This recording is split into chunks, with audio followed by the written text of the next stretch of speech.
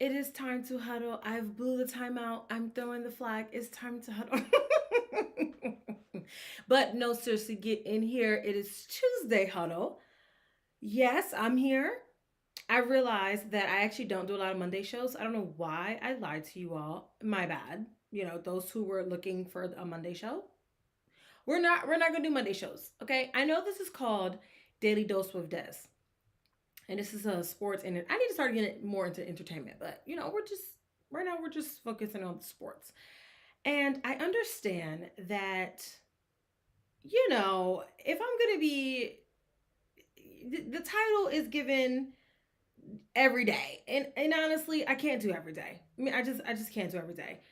Not right now anyway. But when I say daily, that means on that day you'll get your daily dose. That's what I mean. But quick announcement before I jump into all of these things. We will be back on the radio. We will be back on the radio. Yes, we will. So if you miss, I'm trying to figure out which show I'm going to put on there. No, it's going to be an exclusive Daily Dose with Des show at 7:30 p.m. on Saturdays. I know in the midst of college football and all of those great things, but you can always just turn on the radio or just tune in from online because everything is like streamed nowadays. So you can stream the radio show. It'll be 30 minutes. So in the midst of halftime from 7:30 to 8 o'clock, it's the Daily Dose with Des football coverage show, game day show. I got to find a better name for it. We're working on it, but I just decided that it was going to be an exclusive show. So there's that.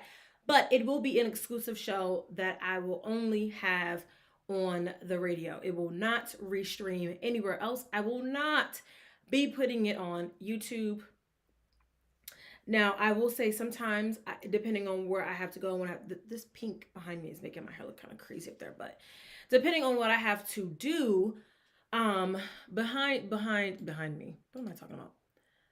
Depending on what I have to do for that week will determine if that show is a new show or if I'll restream one of the other shows. But it will be an exclusive show for sure doing all of my college coverage. I'm doing HBCU, I'm doing ACC conference, and I'll also just be getting into whatever games float my boat at that time. So again, 7:30 on Saturdays on 9955 AM radio. It has not changed. I did take a break, but now we're back. We're so back, okay?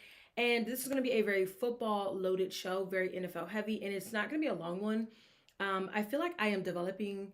I'm not going to say that because if I say that, then my whole diet goes to crap. But football heavy show. I'm going to try to keep it light. I'm going to try to just fly through these topics. My last episode was like an hour and something long. So your girl doesn't really feel like talking that much. I'm lying. I always feel like talking. But welcome back to Daily Dose with Dev show. Please stay tuned. Hit the like button while you're here. Hit that subscribe button. And I'll be right back into the topics after this little break. Admit it. Turn it up, turn it up, turn it loud. Got you feeling so proud. This is how we do it now. Daily Dose with Dev.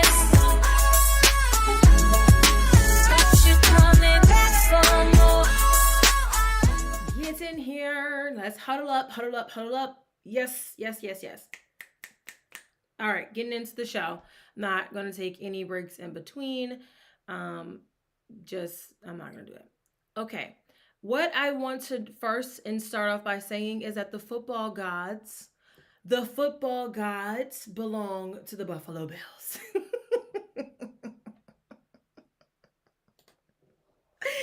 Josh Allen and the Buffalo Bills are protected by the football gods.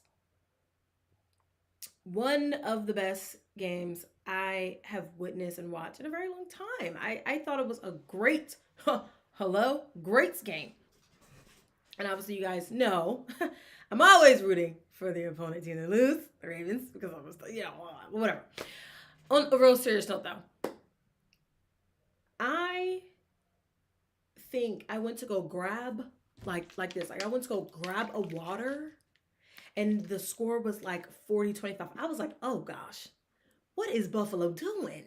I've never seen them play like this bad, right? So I'm just gonna go get me a water. I'm gonna take a break. I was thinking about changing the channel. Like after I was going out, I was like, I'm about to watch all this. I was like, I'm gonna turn the channel. I'm gonna watch Law and Order. I'm gonna go watch Love or Life After Lockup. I'm gonna go watch one of these shows. I'm gonna type in. Oh, you know what?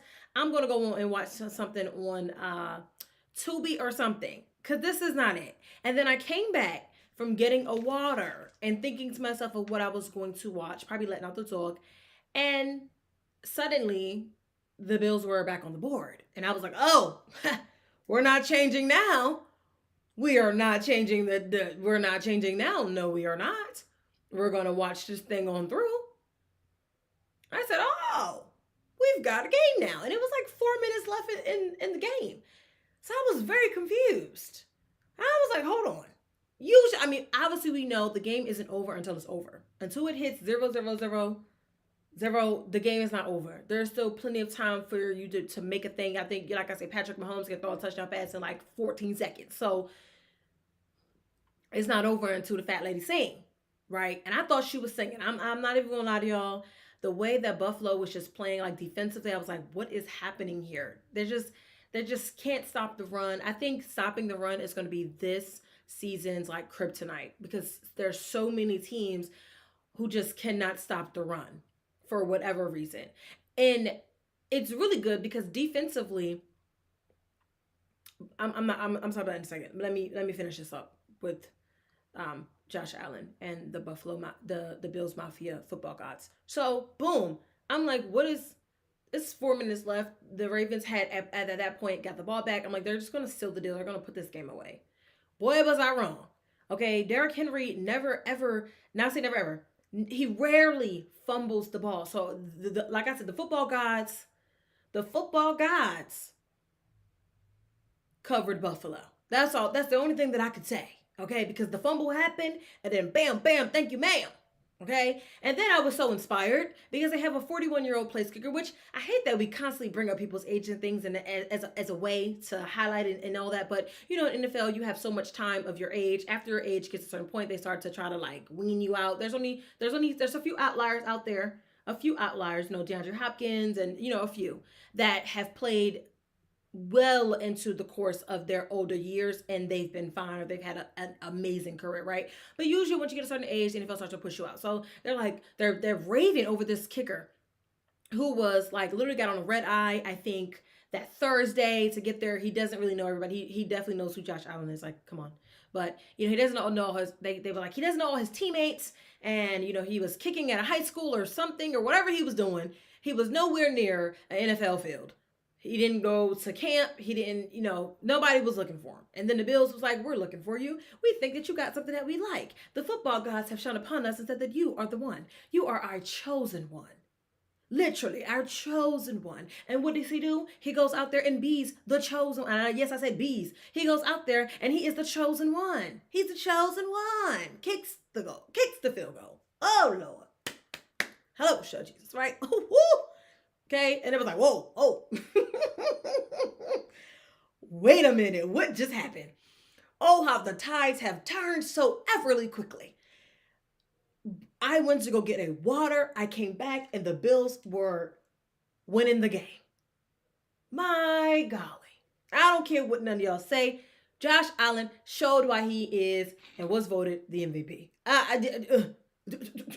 Y'all can hate me if you want to, but I said what I said. Man, that man had passes dropped. The 2-point conversion twice didn't work out. Yeah. Solidified. I was so into the last 5 minutes of the game. I thought I was a fan of either team, but I really thought I was a Bills fan. like the amount of I can only imagine them being like the amount of inflation. You're like, oh my God. And then you're like, this is the first game. And then you get very deflated. And then you have anxiety because your heart is beating. You're like, oh my gosh. This is also their last home opener in that stadium because they're getting a new one. So, this is really something big for them. And they were, I believe, undefeated at home last season. So, you're coming in there with this certain amount of expectation. And then suddenly they're starting to play like whoa, we don't even know who these people are. But the thing is, they never ever gave up. They never ever let their foot off the gas at all. And that's what Baltimore did. Baltimore let their foot off the gas because they thought, like everybody else thought, that they had won this game. They had it in the bag. But I mean, NFL is the NFL. You know, um, and it's like, okay, okay, all right. You see a little spark in them. You're like, oh, okay. You get inflated a little bit, and then you have the anxiety in the heart. Trust me, I know. I know. As a team, as a fan of a team that sends me through, like, I feel like cardiac arrests and heart palpitations. I know how it feels. Okay. So you boom, you're like, okay, now we got anxiety, your heart beating fast. You're like, oh God, what they gonna do? And then you just like, 40 to 25, 4 minutes left. They're not gonna do it. They're not gonna do it. And then suddenly, people was leaving because they're trying to beat the traffic. And then suddenly, wham, bam, like you may be like, whoa, whoa, whoa, whoa, whoa, whoa.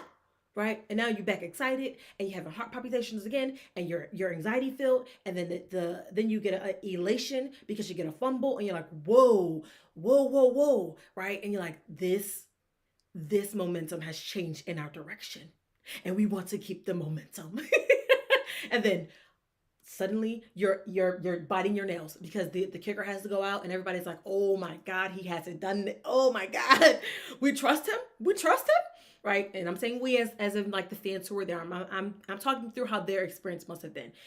And then he kicks it in this like uproar. Right. And this, oh my goodness. I felt like that was a Super Bowl. I'm gonna tell my kids that was the Super Bowl. Woo! Because even like talking through it again, he's like, whoa, my goodness. Whoa. So yeah, I know a lot of y'all may not like him for whatever reason. Y'all like him or y'all don't like him because he got the MVP. No, y'all didn't like him before he got the MVP. Let's start there. He's a winner. He's well spoken. He stays out of the media. He stays out of trouble. He is confident in himself. He's confident in his team. He loves his team, loves the game of football. Literally, like I said, he's a winner, and that's why a lot of y'all don't like him. Let's keep it a beat. Same thing with Patrick. Y'all don't like them. Okay. But he showed up every second of that game, and he proved why he was MVP. And that's it. That's all I said what I got to say. Okay? Moving on. Oop, not me knocking my thing over. Yeah. Boom.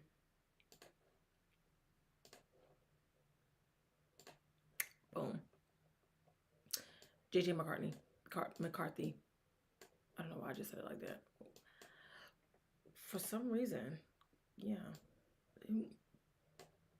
Move over a little bit. Okay. JJ and the Vikings came back. Another comeback game. The last two games were really, really good. This one was on late and I forgot. I'm like, I see why I don't do Monday shows because I would be on here really, really late. And I know, listen, we're not doing all that, but JJ at first was looking a little rocky. Okay. And then he threw the interception and it was like, whoa, whoa, whoa. Okay. But you have to kind of expect that from basically a quarterback who was injury prone, really didn't do much of anything, had to watch for a season, and now he's getting his first real start, right?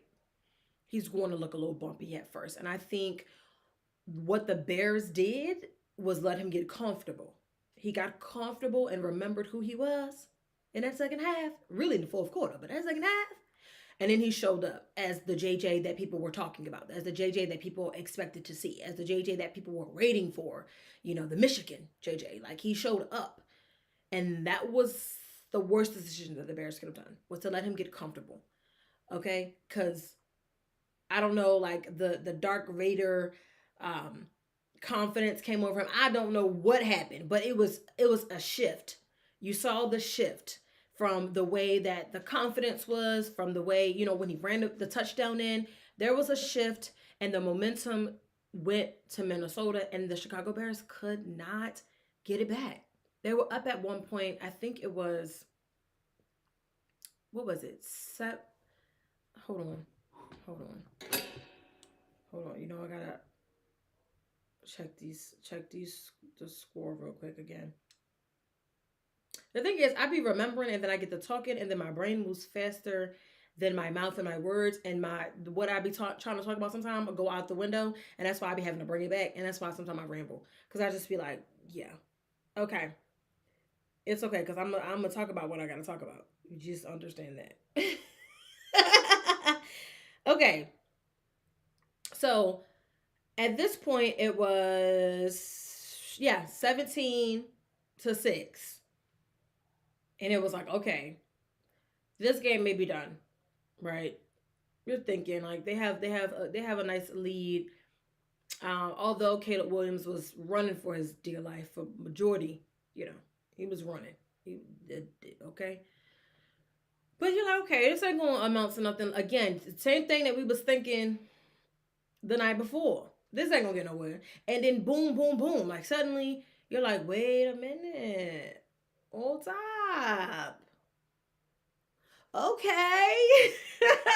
This is the Vikings that I expected to see. Okay, we like this. Yeah.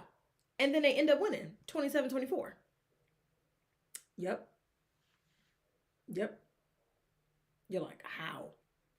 And JJ didn't have that bad of a game. 13 for 20, 143 yards, 2 touchdowns, 1 interception. 143 yards. I mean, when I look at, and I'm not even going back to, I'm what I'm saying for Josh Allen. Josh Allen had darn near 400 yards in the game. So when you look at somebody compared to him and you're like 143, you're like, what? But also again, that's an outlier because 394 yards in a game is crazy. It's crazy, right? So we're not gonna count Josh Allen. But when you look at, Lamar had a little bit more. I think Lamar had 190 something. So you look at this like 143. Okay. Caleb Williams had 210. So all right. Range is decent. It's good. But it's like, okay, y'all let him get to work. 13 for 20. Okay, he can get better. He's going to get better to the point where he'll be 20 passes is I always, again, when I look at some of these stats, I'm like, wow, you only threw 20 passes or you only had 20 attempts. Like Patrick Mahomes will have like 35. Some, other Caleb Williams had 35. And I thought, and he cashed me out because I put that he was going to have more than 31 attempts. So having 35 attempts. So he needs to kind of get better with the attempt side, maybe, but he's going to get better. Imagine when he do get to being 25 for 30. Oh my gosh. He's going to be a problem. He's going to be a problem for sure. I think, like I said, they let him get comfortable. He sat in, he got the confidence, and then it was like, boom. That's what it was. He said, I'm going to mash the gas on that ass. And I'm going to win us this game. That's what your quarterback's supposed to do, right? I think he'll be fine. I can't wait to see him moving on to the next games. This game to me is always super competitive too. Like I said in my previous video as well, the Buffalo and Ravens game, super competitive game. Like these are not games that you just sleep on. These are not games that you think there's going to be like, oh, it's going to be an absolute blowout. Really, no NFL game should be a blowout, but we've seen what we've seen. Okay. So these games are never like that. So I think they did a really, really awesome job with scheduling, with getting that Sunday night game and then turning around and having a Monday night game that was just as competitive that you're like, oh, what? This is going to, But like I said, when you are within the football gods and you're in their good graces, magic happens for you. Magic happened for him. So that was good. Okay. I do want to talk about just a little bit about just NFL in general. I love this little black and white logo, by the way. That's why I put it up here. I heard something that I thought was really, really, really, I don't want to say smart, but it was really true. A lot of these quarterbacks over this past Sunday, and I know it's week 1, so some people are crashing out over week 1. I do not get why you crash out over week 1. Don't understand it. What are you crashing out for? The only team really that should be crashing out, which I'm going to talk about them in a couple seconds, is the 49ers and maybe Miami. But everybody else is like week one, settle down. Okay, week one, settle down. You have uh, the Miami fans are like, trade for Shador. We're done with Tua. They want to hawk Tua him out. They want to get rid of him. They're tired of seeing him. They say we don't want this anymore. We don't want this anymore. We want a really good quarterback. So they want Shador. Now they're saying they want Shador. Okay, some of them, because I don't want y'all in my comments. I ain't say I wanted that. Some of them. Okay. You have Russell Wilson over there. They're calling for that job. They're like, put in Jackson Dart. They don't have patience. They do not have patience. They, media, whoever, do not have the patience for veteran quarterbacks, especially the real seasoned ones, for them to get in there and just be making top dollar mistakes when they're supposed to be making top dollar performance, winning the game. So I understand the frustration when it comes to the Russell Wilson and Tua and whatever other quarterback was just not playing their very best, because you're like, wait a minute, you're a veteran at this. This is not really your first game ever, like a veteran. I mean, like a rookie quarterbacks would be. So they don't have the patience. They're like, we're over it. We're tired of seeing it. Hang it up, flat screen. Okay, that they want to see something else. And I will say a lot of teams did do well on their defensive schemes this year, because God forbid they're having the quarterbacks run around. They flying around, running for their lives. Caleb Williams was running for his life last night, running for it, just trying to get away. Russell Wilson was running for his life. Like, oh goodness. I feel like Bryce Young is always running for his life. I don't know if that's just like he hasn't, built in this extra calmness about him. But, they had the quarterbacks running for their lives. They were running for their lives. What's the other one? Jared Goff at some point was running for his life. Because you had it was a lot. I thought he was gonna play 10 times better than that. So I was a little disappointed there. But, these defensive schemes have gotten better. And teams that are normally known for their defense, like Pittsburgh, when they show up and they are not as competitive on defense, you're like, what is going on? And then you look at the other side, you look at another game, you're like, they got this man running for his life. That's what Pittsburgh used to do. These teams are picking up on their defenses, especially because you got running quarterbacks now. You just got so much going on.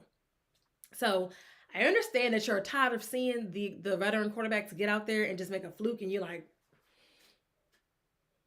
because I already know, had Aaron Rodgers went out there and lost the game, they would have been the same way. They would have been calling for somebody else to back it up. They would have been tired of it. But give it to like week 3, week 4. Maybe.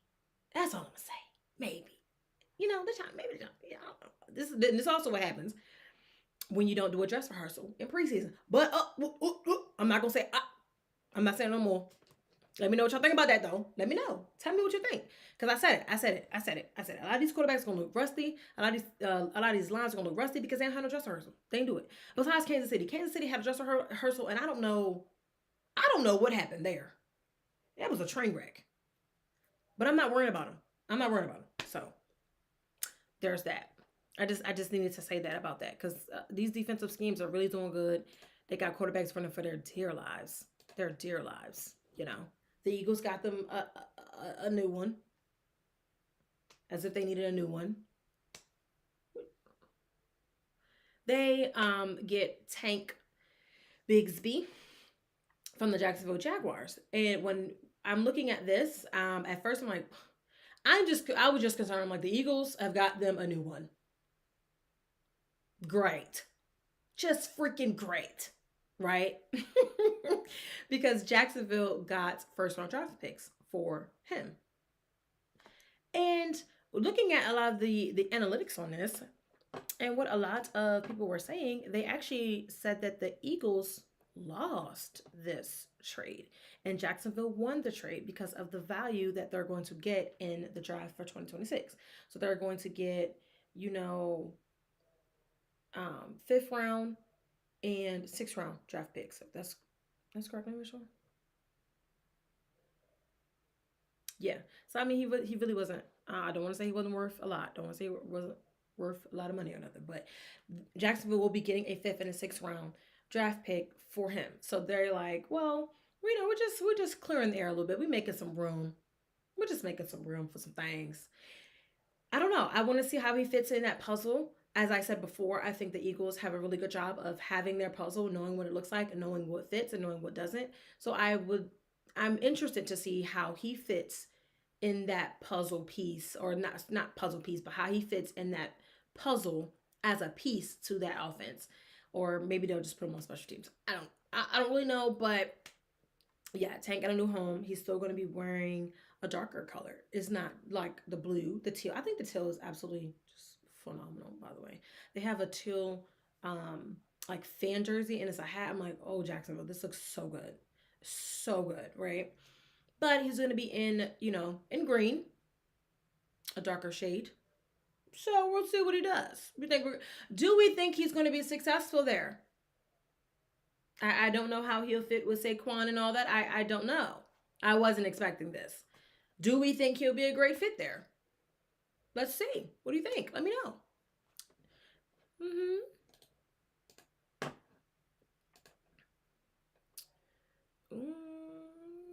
Speaking of the Eagles. Yes, sir. Jalen Carter did get his punishment, and it came down. The NFL is going to fine him $57,222. These numbers are kind of random. Like, where did they get the number from? Who picked the number? Is it like it has to be some type of equation or something. I don't know. It has to be an equation. Is it the way that they take it because they know they may lose a certain amount during taxes and they want like a solid even amount? I like super even numbers. So like I'm even to the point, which is this is not irrelevant to sports, but when I go to the gas station, I don't know if anybody else is like this. I go to the gas station, I be having to pump exactly like if I'm getting $30, I need exactly to be 3000. And if it's not, then I gotta keep pumping until I get to another even number to like 10. Right? I'll be like 3010. Like my brain just does not like the odd, crazy looking numbers. It messes with my anxiety. So when I see the number, I'm like 57222. Why? Who picked this number? Who picked this number? But okay. Should be easy peasy for him. He's gonna pay the money. He's not gonna appeal. He's not gonna, he's not trying to go backwards. He's trying to focus on the Kansas City Chiefs games coming up. So he's like, I'll accept the punishment. They're not going to suspend him for the game because they said his ejection from that game can serve as his game suspension because he didn't play at all. So it was like he was suspended anyway. So okay. Okay. Hopefully this type of behavior within the league just doesn't happen again because it's like, what are we doing? Why are we spitting on people? But okay, got his punishment. He's going to move on. He's looking forward to Kansas City. And he's going to have Patrick Mahomes running for his dear life. So we will see that. The Super Bowl rematch, they always do it. So, cool. Just want to get that news out there because I did not say that in my caption earlier. What else for football? The 60K club. The 60K club. Okay. Matthew Stafford has now gotten himself into the 60K club. He is one of 10 players who has thrown for 60,000 yards in a career. So, everybody's sleeping on him. Everybody be sleeping on 9, man. They be sleeping on him. Yeah. Congratulations. Round of applause. I mean, I know I can't do it, so it's a huge accomplishment over there. Everybody be sleeping on him. But the Rams looked great. They looked great. And they got one that'll do it. I think who'll be if I had to guesstimate of who was going to be next, It'll be Josh. I don't even know if Josh Allen is in this. I don't know. I can't say. I would say Josh Allen because of like just the amounts that he throws. I'm not sure if he's in it already. I didn't look it up because my brain didn't tell me to look it up, so I didn't look it up. But I would say Josh Allen, and then I'll probably say Patrick Mahomes will probably be the other two that I could see getting to this point. Hell, eventually I think Caleb Williams can do it. I do. I think that he can do it. He has no problem dropping them dimes. He has no problem tossing that ball down the field. None at all. If he gets the time to sit in the pocket and be comfortable and to really see, he can do it. He can do it. Yes, I'm saying something positive about Caleb Williams.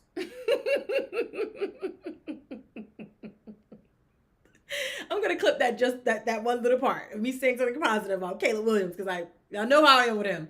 I'm a very harsh critic because number one overall draft picks have been playing like booty juice. But anyway, this is a celebratory moment for 9. So good job. Good job. Welcome to the, I say welcome to, like I'm in a club. Okay. Congratulations on making it into the 60K club. Yeah. It'll be so cool. Like if one day I can just get Caleb Williams on this show, like just phone in, bro. Just phone in, bro. Like, yeah, I'll be on that tail. I'll be on that tail. His nails was nice too. His nails were nice at the Bears game.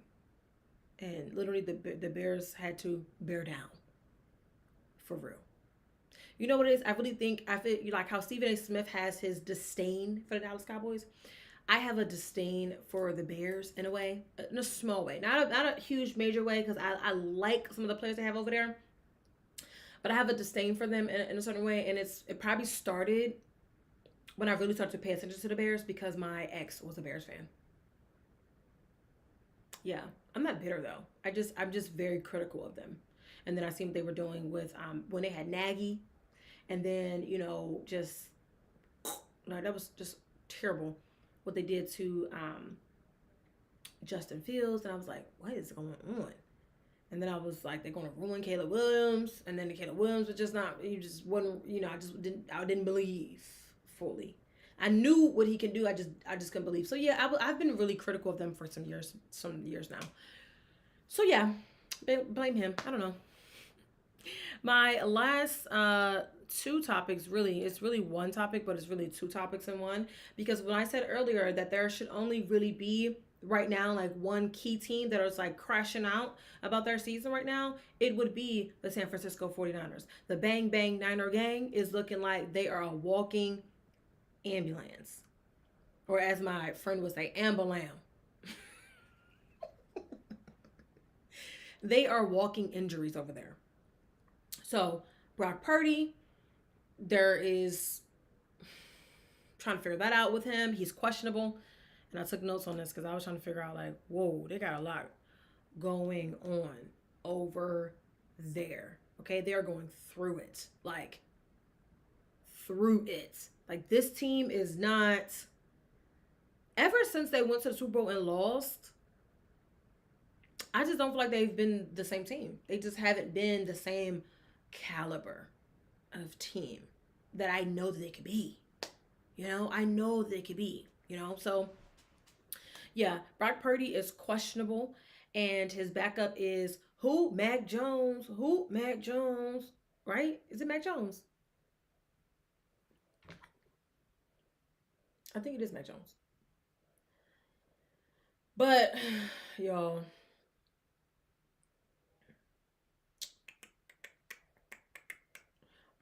it is.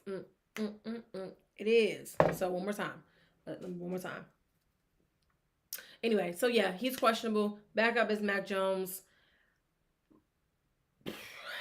Okay. That's like lose your head one because the quarterback is the most important position on the whole team. So that's the thing. And then George Kittle, it came out that he is out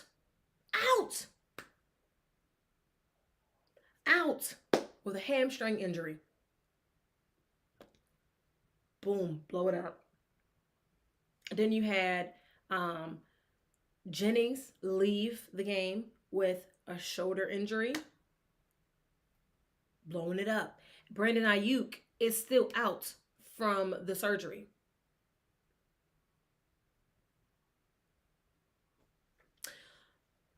49ers, Niner gang, how are you feeling?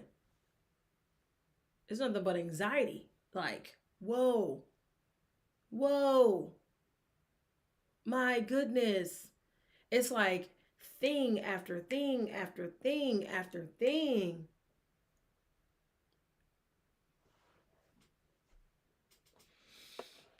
If I was a Niner fans right now, I would really be like, I would be crashing out. I'm not gonna lie. I would be crashing out and I would be like in disbelief. I would think that the season was over. I probably not even probably. I would have bandwagoned.